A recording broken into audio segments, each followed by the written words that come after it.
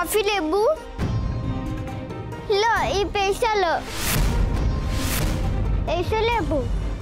लो, तू हमारा मजाक उड़ा रही है? तू हमें भगाना चाहती है? तो सुन, तेरे इस गुल्लक के पैसे अब हमें भगाने में काम नहीं आएंगे, बल्कि तुम खुद इस गुल्लक के पैसे गोदावरी को मुंह दिखाई दोगी। ना, हम मुंह दिखाई पैसा ना दे। क्यों नहीं दोगी? तुम्हें देना ही पड़ेगा। ना, हम ना दे, ना, हम ना दे, ना, हम ना दे। पियो, आओ।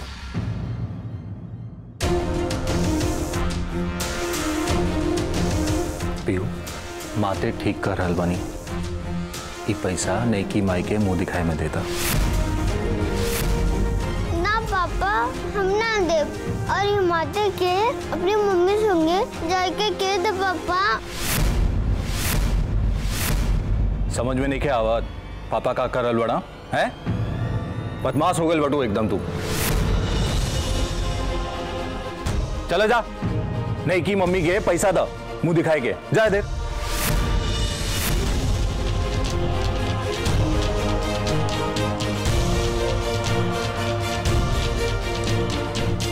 चुप जा बाबू।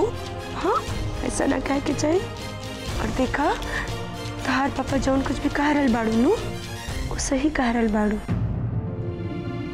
हम तारा के समझैनी है ना, घर में आयल मेहमान भगवान के समान होला। अब भगवान जी के हमेशा खुश रखे के चाहिए।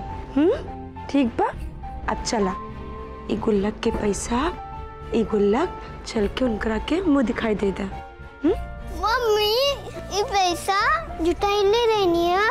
गर्मी की छुट्टी में हम और तू और पापा बाहर घूमने जाएगा। और ये पूरा पैसा माते के मम्मी के मुंह दिखाई में ना दे। बाहर घूमने कैसे जाए? बाबू, हमने के जाए, जरूर घूमे जाए और ढेर सारा सामान लेके आए। लेकिन अभी पैसा ले जाके उनकरा के दे दा। और जब भी पैसा तू उनकरा के दे देबू तो तार पापा भी खुश हो जाइए। तू चाहत बाड़ू नु कि पापा हमेशा खुश रहे। चलो।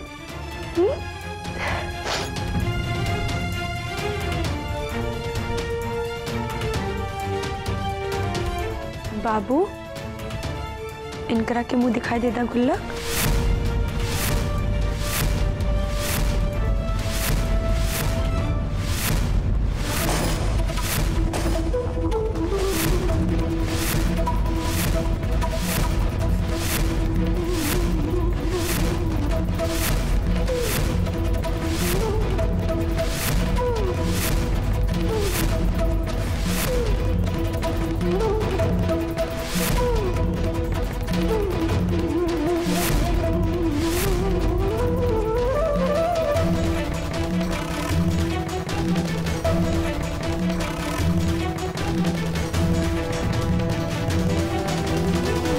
बतावा, 5 साल के बच्चा के भी मालूम बा कि मुंह दिखाई खातिर कुछ देवे के पड़ेला। कन्या, तू का देते हो? अब माँ जी, हमहू नहीं की बहू के मुंह दिखाई दे। नहीं बहू,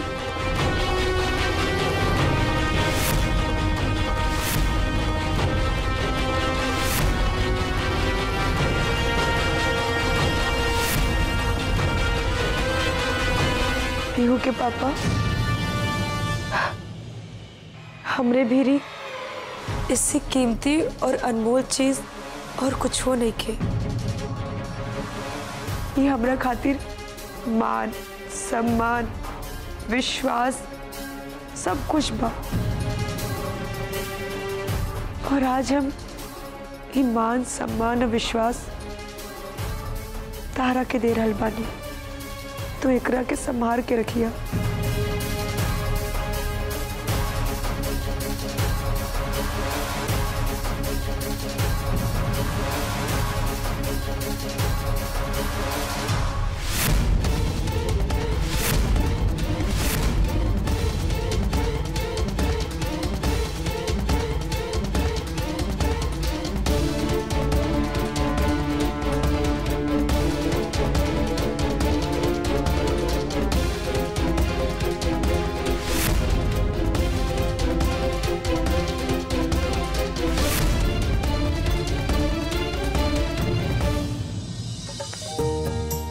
बहन,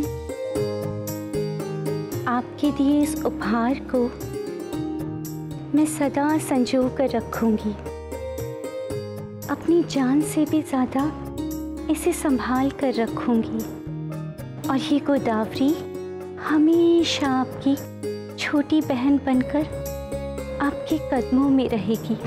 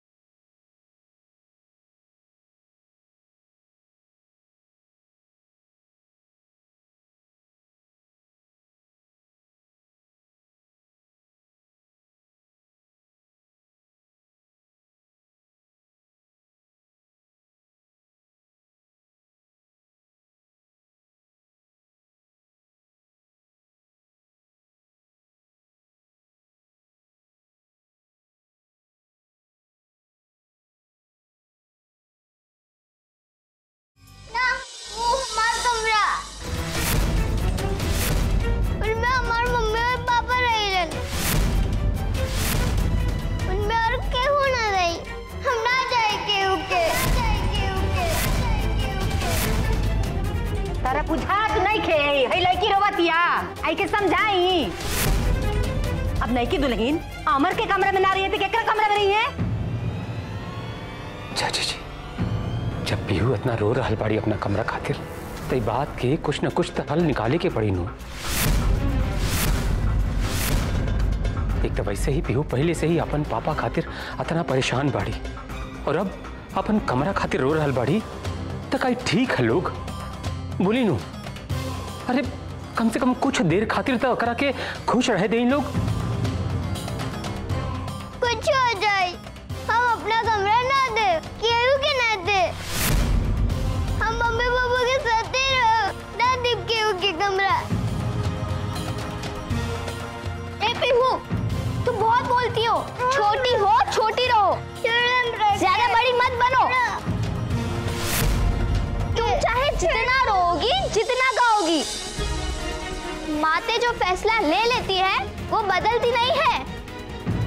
हमने कह दिया वो कमरा गोदावरी का है तो कमरा गोदावरी का ही है।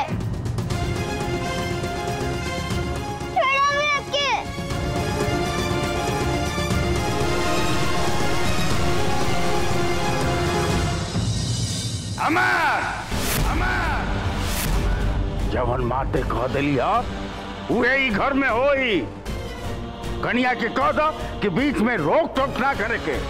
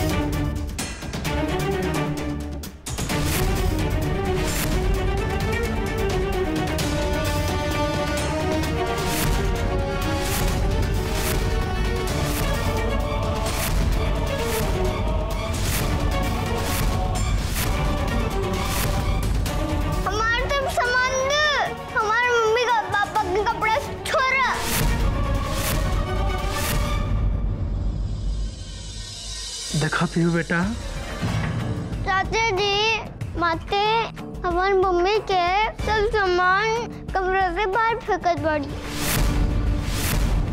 उनका क्या मना करना ना चाचा, बाहर कमरा में हूँ माते ना रही, हम अपने मम्मी संगे रहे। आप देखा पीहू बेटा।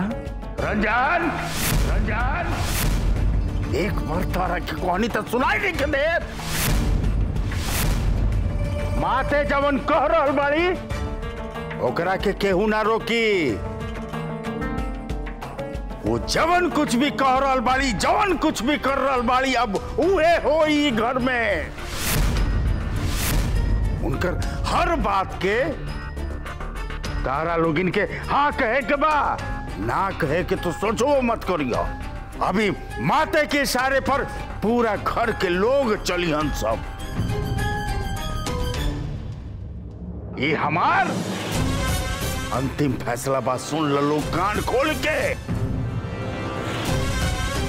अगर तारा लोगिन के ये घर में रह के बा तो माते के हर फैसला माने के पड़ी। और जेकरा माते के फैसला मंजूर नहीं के वो घर छोड़ के जा सकेला, छोड़ के जा सकेला।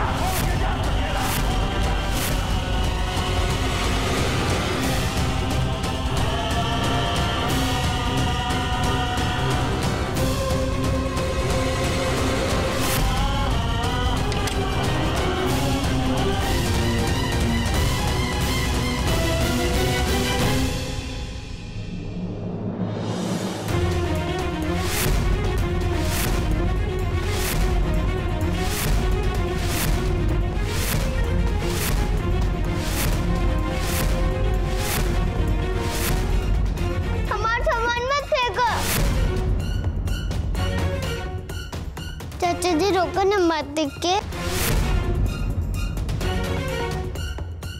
बुआ हमारा सामान बाहर फेंके से रोका ना मत देख के।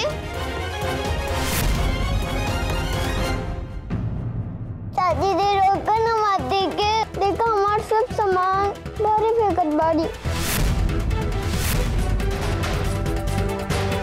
चाचा रोके ना।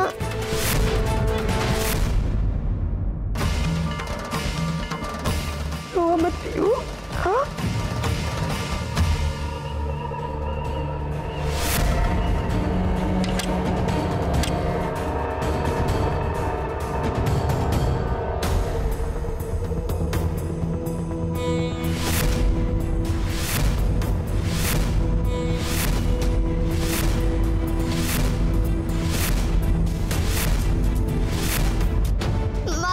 तू हमारा सामान बाहर फेंक के ठीक नहीं क्यों करत? पीहू चुप जा बाबू। माते जौन कुछ भी कह रहल बाड़ी नु उससे ही कह रहल बाड़ी। तू अभी चुप जा। हाँ बहन हमें माफ कर दीजिए। मैं माते की बातों को मानने से इनकार नहीं कर सकती और ना ही उन्हें कुछ करने से रोक सकती हूँ। नहीं तो जैसे आपने पीहू को रोका वैसे मैं भी माते को रोक लेती। चलो गोदावरी, हमको जो करना था हमने कर दिया। अब तुम्हारा कमरा तुम्हारा इंतजार कर रहा है। चलो हमारे साथ।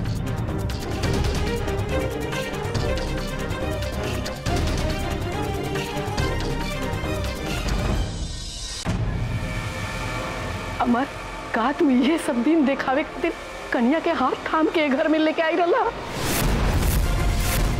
अरे अग्नि के साक्षी मान के 7 वचन 7 फेरा लेला कन्या के बीच मझधार में छोड़े खातिर।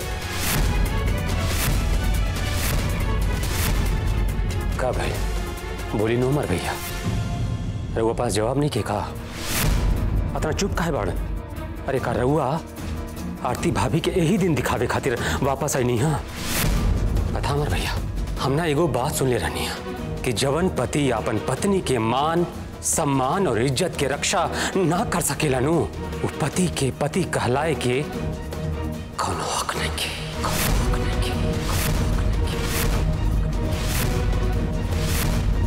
और आज हम रउआ रूप में ये बात साक्षात देख भी लेनी है। और यह कहब कि रउआ के आरती भाभी के पति कहलाए के कोनो भी हक नहीं खे, भी हक नहीं खे, भी हक नहीं खे। वाह अमर भैया वाह, बिल्कुल सही कर रहल बनी रउआ। अरे एगो पति के सामने ओकरा पत्नी के आत्मसम्मान के चिन्ह कल जाता। अरे देख के तय यमराज और युधिष्ठिर भी अपन सर झुका ले रहन, लेकिन राउर तो सर भी नहीं के झुकल। रंजन, रंजन,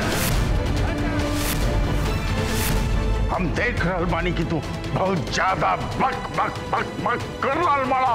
अरे दुनिया में अमर इकलौता मर्द बा का हैं जे दोसर ब्याह कर ले बा। अब पत्नी से मन नहीं खे मिलल त कर ले दूसर ब्याह। अरे ये तो कन्या के नु सोचे के चाहिए कि अपना पति के वश में कैसे रखे के चाहिए।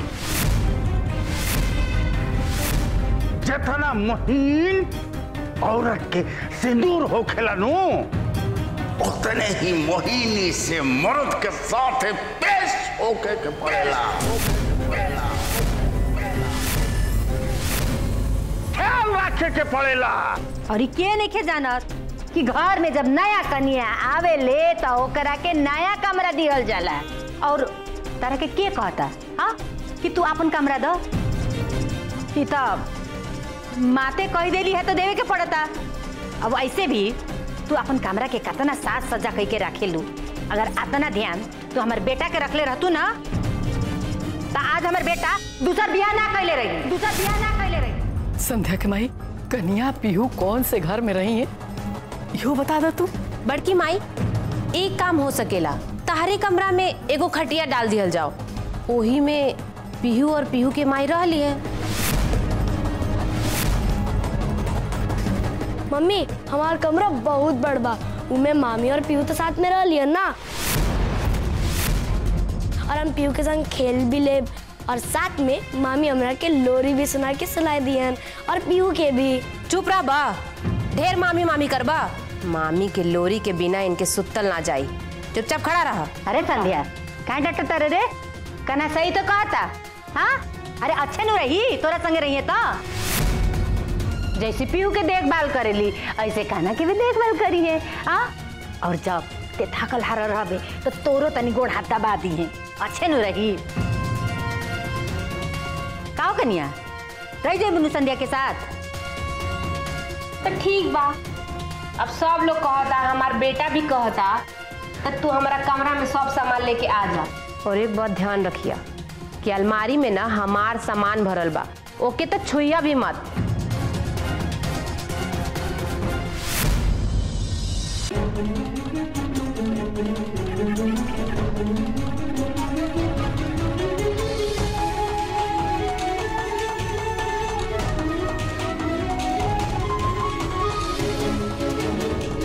सामान बाहरे रह गई, अब तब हम लिया दे ली, लगा ला अपने हिसाब से। प्लीज अमर जी, क्या आप ये सारा सामान सजा कर रख देंगे?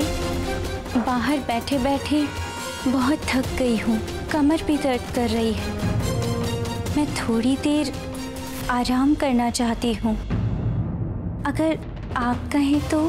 ठीक बा, लगा देते हैं।